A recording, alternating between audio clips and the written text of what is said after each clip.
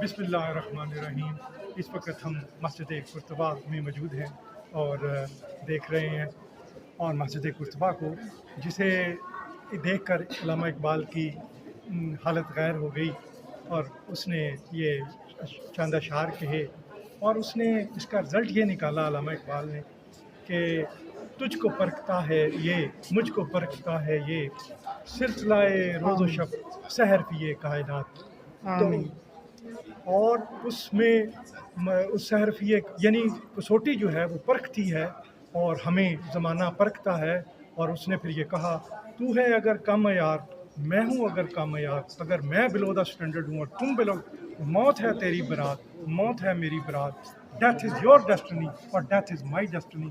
तो ये उसने कहा और उसका हल क्या है, ये इश्क़ मोहम्मद अरबी के बगैर हम इस मरहले से बाहर नहीं आ सकते। और इस वक्त दुनिया को सबसे ज़्यादा ज़रूरत है क्योंकि इस वक्त एक आइडियोलॉजिकल वैक्यूम पैदा हो चुका है और इस वक्त दुनिया किसी सच्चाई की तलाश में है।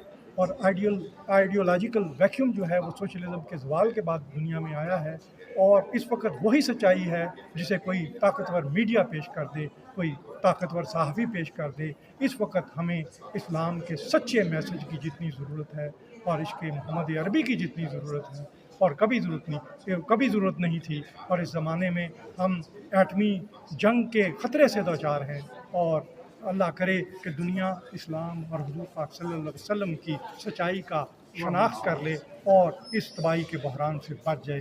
जज़ाकल्लाह अहसन।